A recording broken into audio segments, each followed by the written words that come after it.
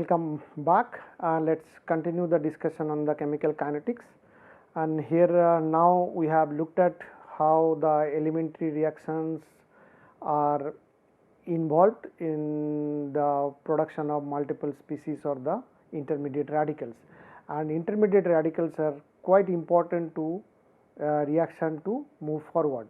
And also, while talking about the intermediate radical, we have discussed about chain reactions where the chain initiation takes place, then there is the chain propagation where the free radicals are produced, and finally the chain termination process you get to the stable product.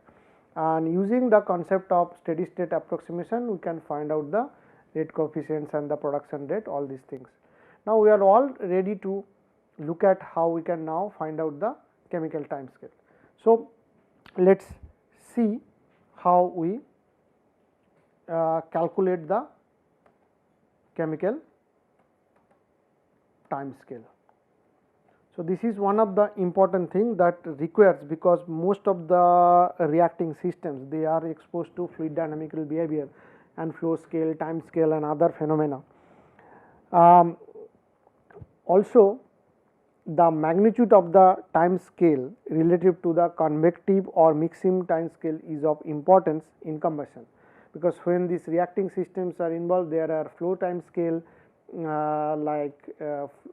flow time scale, there would be mixing time scale, there would be, if it is multi-phase flow, there would be evaporation time scale, there would be other time scale if it is a radiation effect and other things. So, that is why the reaction time scale is of really of important in that sense. Now, let us start with the simple one with a unimolecular reaction. So, if we start with a unimolecular reaction, that is A goes to, so we stick to our nomenclature and continue the notation similar fashion. So, this is our, now this is what we already seen in 2.53, and this rate was products by dt, which is Kf to A. This is what we have seen in 2.54. So, these are already for a unimolecular system we have seen this. Now, what you can do, you can integrate this for a constant T, and for assuming A at T0 is concentration A at naught. Now, we integrate to find out what happens. So, then the concentration at any time t would be A naught exponential k t. So, this is our, now the characteristic time scale can be defined as the time required for the concentration of A to fall from its initial value to a value equal to 1 by E times the initial value. So, that means what we say A to A by ratio will go when this is 1 by E. So, this is what the characteristics time scale. Now, once we combine these two, 2.67 and 2.68, what we get is that, so you are now combining equation 2.67 and 2.68. So, what we get, 1 by E equals to exponential minus k f tau km, which is 2.69, or tau km is 1 by k f, which is 2.70. So, this is what one can estimate for a unimolecular reaction, the chemical time scale for that unimolecular reaction. Now, we look at what happens for a bimolecular reaction. So, here we got an A plus B forms C plus D. This is what we have taken earlier, and that would be K bimolecular coefficient. So, if you try to find out dA by dt, it will be K bimolecular A and B, which is 2.9.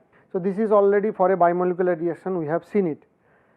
Now, for this single reaction A and B are related to stoichiometry. So, any change in A has a corresponding change in B.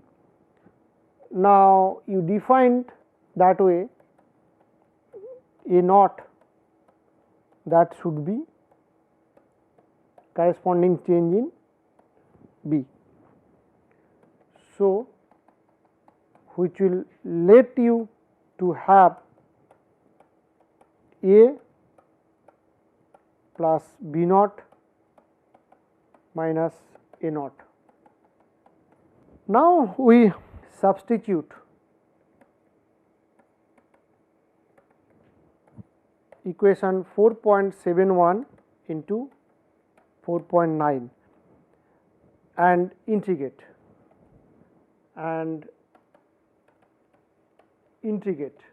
then we get concentration of A at time and B at time equals to A naught by B naught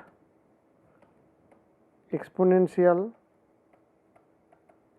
A naught minus B naught K bimolecular T.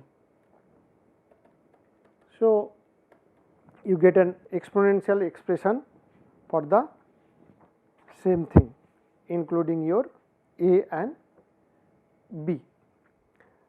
Now, again we do the same thing. Now, we got 2.72 and 73. Now, we substitute 2.72 into 2.73. So, what you get is 1 by E when T is tau chem, which means it will allow you to have tau chem equals to ln E plus 1 minus E A naught by B naught minus A naught K bimolecular. So, for a bimolecular reaction you get an expression for the chemical time scale. Now, if the concentration is quite high for B, then this tau chem will be 1 by B naught K bimolecular. So, it is a simplification. If the concentration is too high, then essentially this term goes to 0. So, it will become 1 by K bimolecular. So, this what you get an simplified expression for a particular system in a bimolecular system. Now, the last one is the trimolecular system. So, that what happens to the trimolecular system. So, we have taken a example A plus B plus M to K terminal C plus M, which will be. So, this is what we have previously defined. Now, for simple system at constant T, concentration of M is constant. So, in that case we got dA by dt equals to minus K M A B. This is also you have obtained. Now, this term K plays the same role as K bimolecular here. So, this is the term, if you look at it carefully, this is the complete term plays an. So, this sort of an equivalency one can think about K bimolecular. So, the effect is similar to that. So, then the characteristics time scale for the time molecular system one can estimate as ln E plus 1 minus E A naught divided by B naught. Here B naught minus A naught, which is K term into M. So, this is exactly where the equivalency with the K bimolecular. So, using the equivalency with the bimolecular system we can find out that. Now, similarly, if the concentration of B is quite high, so this time scale would be 1 by B naught K tar into M. So, that is a simplified expression for that system. Now, this is what happens when basically you look at these different kinetics, and whole idea is that you can find out these characteristics time scale is the chemical time scale. Now, we move to a third one is the combustion chemistry. Now, this is an important again aspect, and what we are discussing now is these are all very important aspect of the fundamental of combustion process. Once we know these things, that will become the building block for our turbulent combustion. Now, for many kinetically controlled system, the number of elementary reaction step is quite high. So, that simple analytical expression, that means when you look at even for example, the combustion of CH4, it goes through few hundred elementary steps. If you are interested, you can go to an website called GRI Make, which is from the Berkeley group, University of Berkeley, California. You can see there are different GRI mechanism version. The latest one is GRI 3, which is for methane combustion, and you can see there are multiple reaction steps. So, it becomes quite large number of steps where the analytical solution is not possible to find out chemical time scale. So, and top of that, not only the elementary steps, you have large number of chemical species which are also involved. So, that means one end you have large number of reaction steps, then you have large number of species. So, in totality that becomes quite cumbersome to find out the analytical expression for chemical time scale.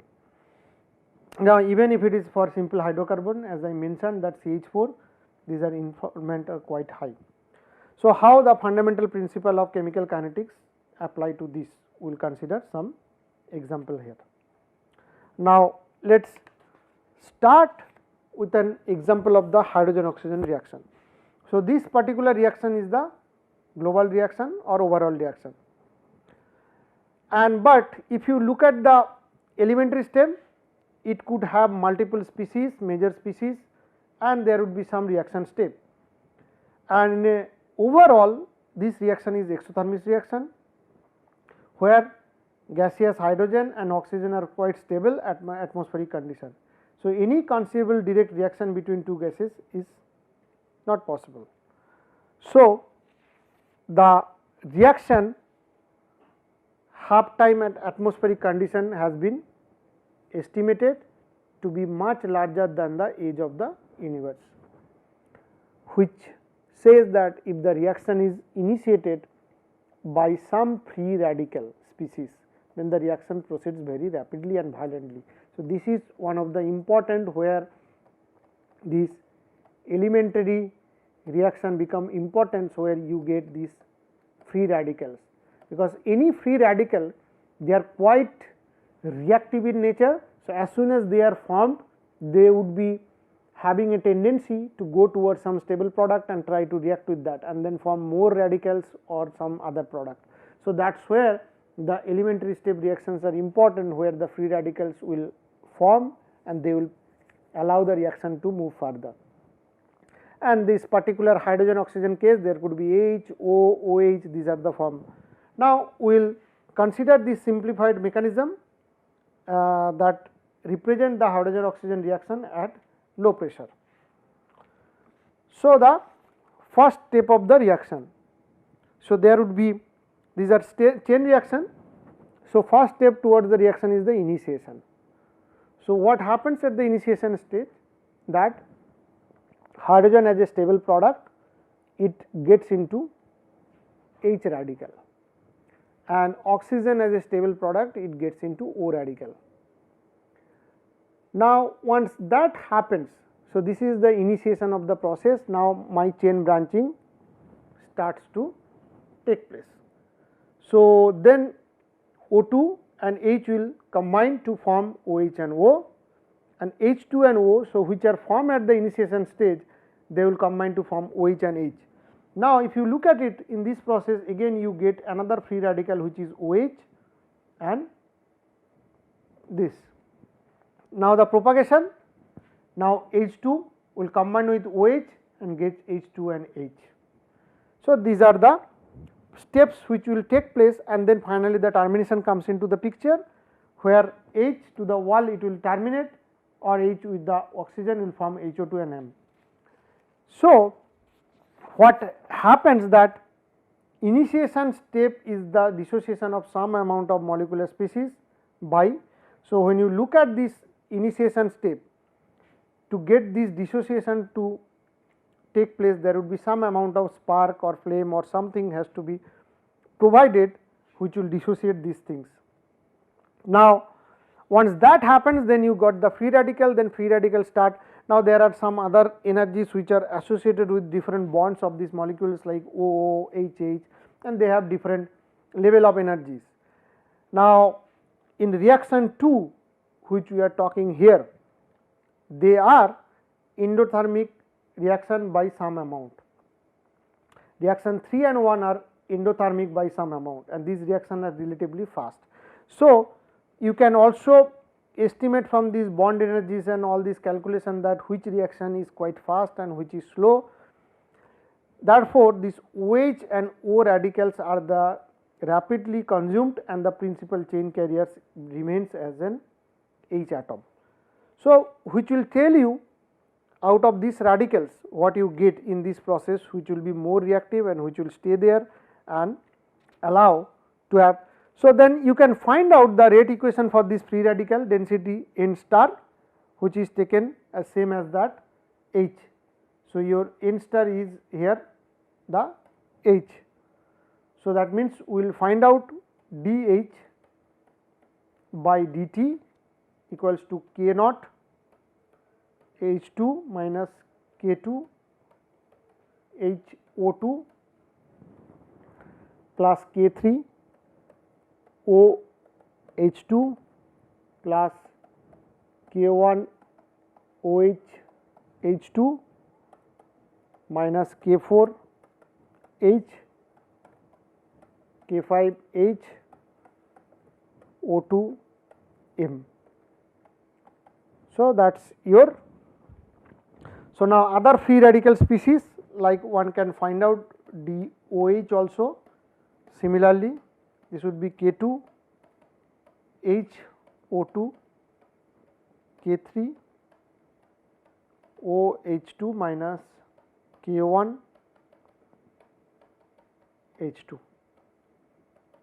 which is your second step of the reaction. And for O, this will be dO by dt, which is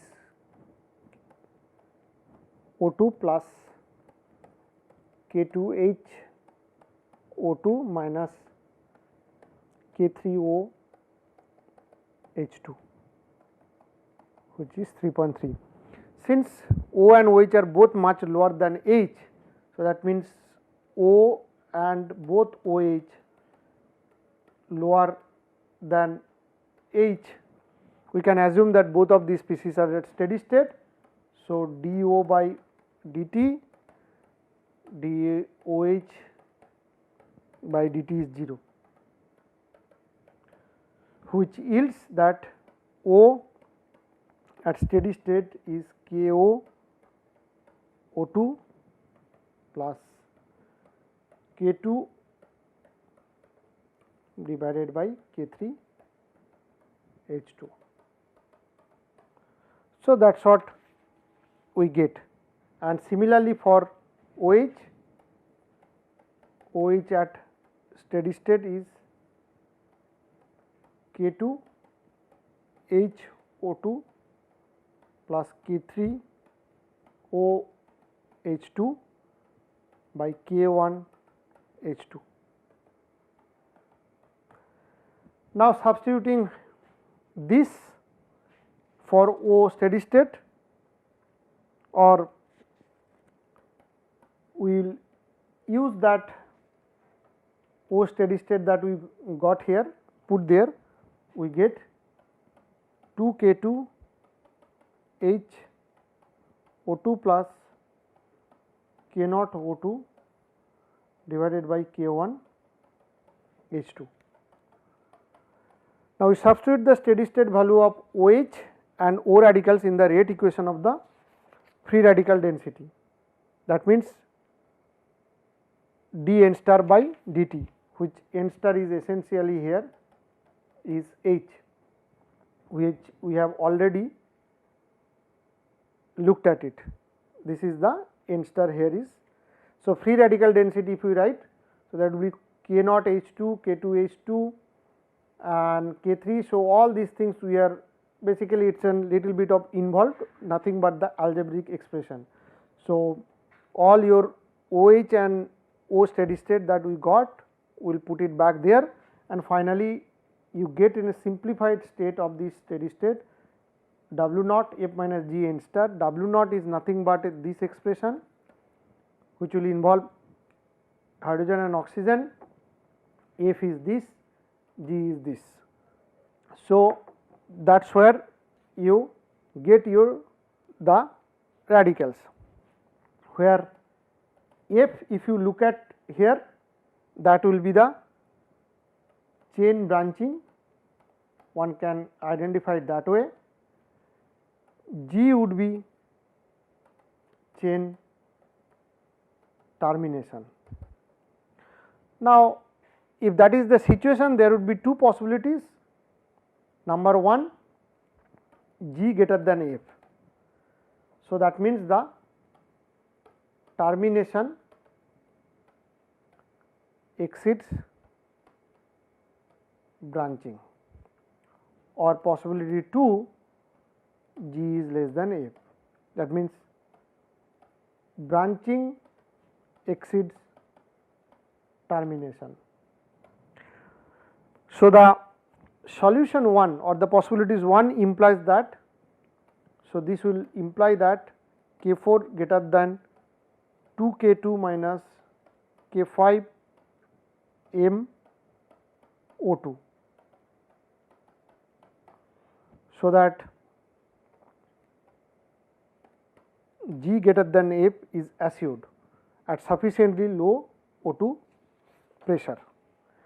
And if we plot them with time, this is how your free radical density in this direction, and this is the time, and this is how this evolves, and this reaches an state where now solution will become then n star is W naught G minus F 1 minus e to the power t, which is 3.11. Now, at short times n star increases almost linearly with slope. So, with the slope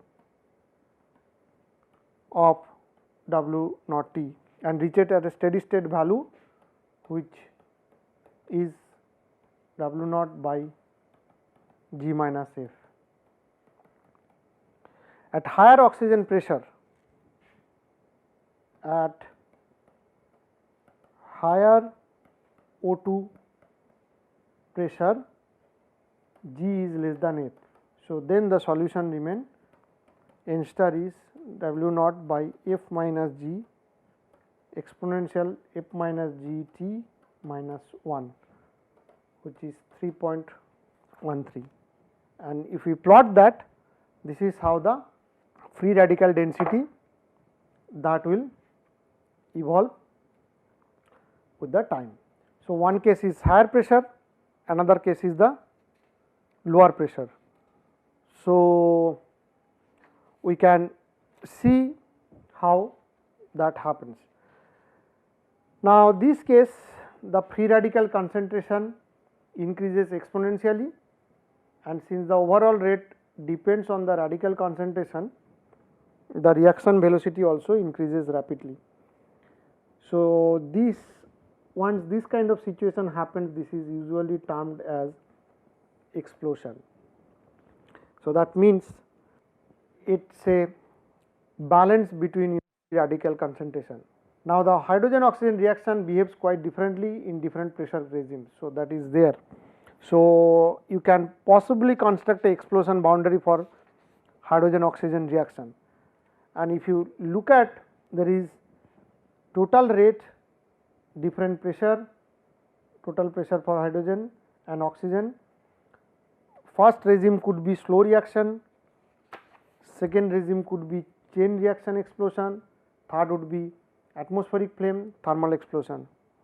So, in step 1, here the reaction is wall recombination limited and proceeds to a steady state. Second stage, F here F begins to exceed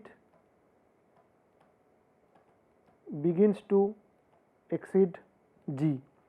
So, the branch chain reaction. So, at region 1, that is in region 2, F begins to exceed G and branch reaction takes over explosion issues.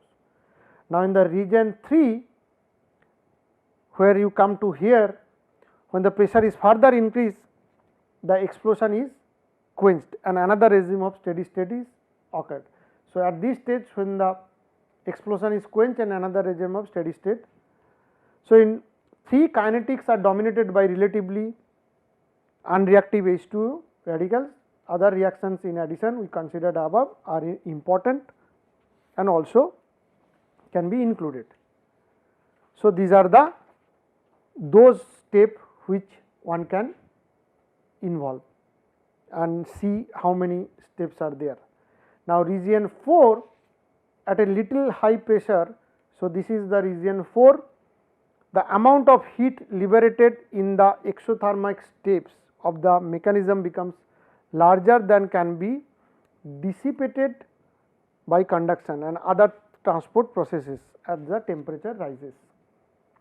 So, this in turn increases the rate of initiation and provides heats of endothermic chain branching reactions, leading to the net heat regime, which will lead to explosion. So, essentially this is the regime where it becomes quite. So, one can show these boundaries in a pressure temperature curve, where you have a slow reaction, ignition, this is the. So, this is your PT boundary of H2O2 reaction. So, that is a PT boundary. So, you can see different limits, first limit, second limit, third limit, and this side is slow reaction, this side is the ignition. So, this is how hydrogen oxygen reaction actually propagates. So, we will stop here and take it up in the next lecture.